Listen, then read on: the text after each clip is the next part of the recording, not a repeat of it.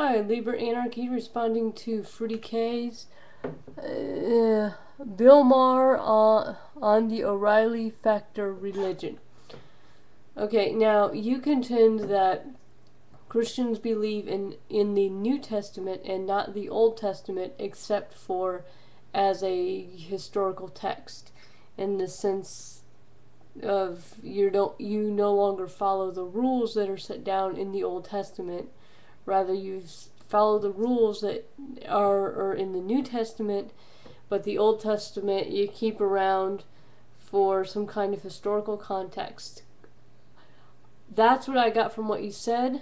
Correct me if I'm wrong. If that's the case, then what would you say that God is unchanging?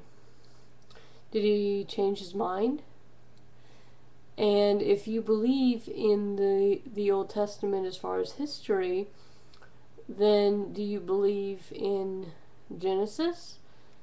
Do you believe that the earth sits on 4 pillars? Do you believe that there was, of course that wasn't in Genesis, but okay. Do you believe that Eve was formed out of Adam's rib? Do you believe in the Noetic flood? Or do you believe that these were all allegorical tales? Or, I mean, I'm honestly, I'm not trying to demean you or anything like that. I'm seriously asking because I know that the fundamentalist wackadoos here on YouTube don't have the only interpretation, nor do they have the most popular interpretations of the Bible. Let's see. And as far as no longer obeying laws from the Old Testament, I'm saying laws, L-A-W-S, not L-U-L-Z. What would you say to Christians who quote Levitican laws about homosexuality?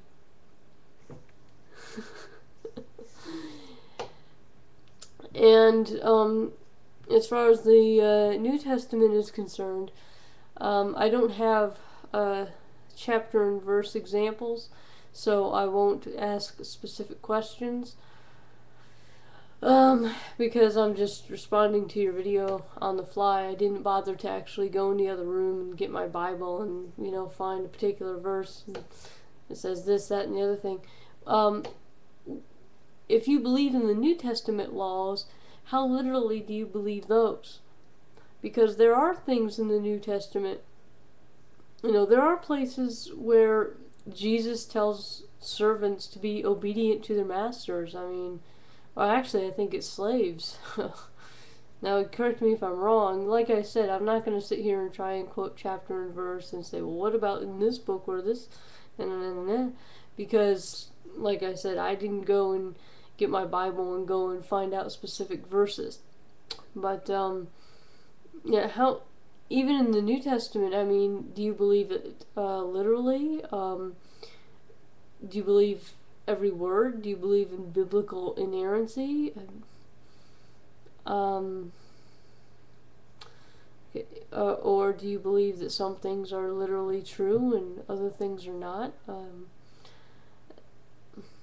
I'm just always, okay, the reason I'm making this video is because I see a lot of Christians say, well, we don't follow the Old Testament, we follow the New Testament. The Old Testament was God's law set down for the Jewish people. And the New Testament, which, by the way, if you interesting, if you want to research Sumerian myth, unfortunately on the internet the waters are really muddied there. You'll get like, Zechariah Ascension, Planet X garbage. But if you do want to research Sumerian myth, you will find that there are things in Sumerian myth that seem to have been brought over into Jewish myth. I think it's the Superfly would actually probably have much better sources than me, because with me I was like doing some cursory research Like, oh, they have an L. Oh, they have a flood story. Oh, you know. Anyway, so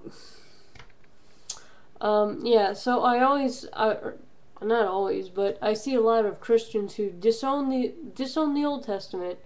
You know, the book where it talks about murdering children and, a prophet sending a bear to kill children and all kinds of just, you shall not suffer a witch to live, stuff like that. And the New Testament.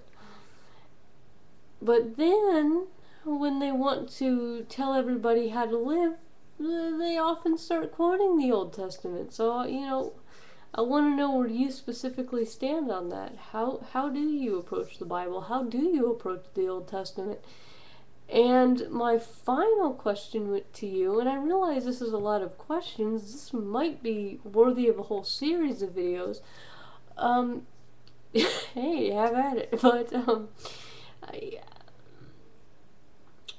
I forgot my last question. How do you feel about the Gnostic idea that the God of the Old Testament was not the real God of the universe, but rather just some entity who got full of himself and wanted power and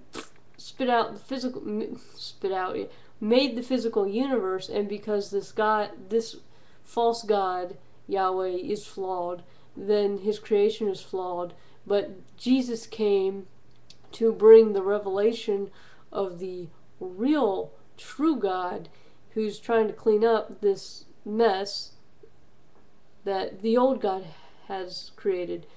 So, yeah, and I'm not saying that that's necessarily what I believe.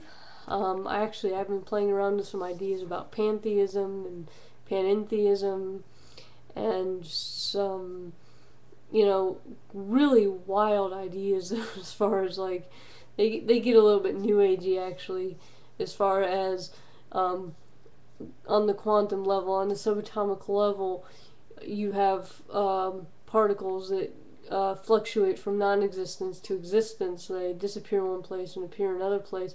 I wonder if there's like a floating point between non-existence and existence, and I've been playing with some ideas about with it like the non-existent state, or perhaps a floating point state between existence and non-existence. What happens between is somehow God, or the spiritual, what we call spiritual, or the mind of God. But admittedly, all these ponderings, they're to the point of pointing at something and calling it God. Like, well, if you really want a God, you can just point at anything, or just say that something exists and call it a God. You can point at, say, the singularity before the Big Bang and say that was God. Or something. I mean, and there's people who do this, and I'm okay with it, because they're not gonna like try and run people's lives. And I'm not gonna. I mean, I've come up with some goofy ideas. I'm not gonna try and run people's lives.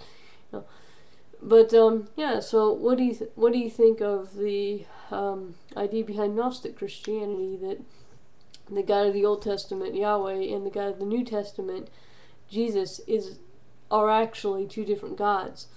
Alright.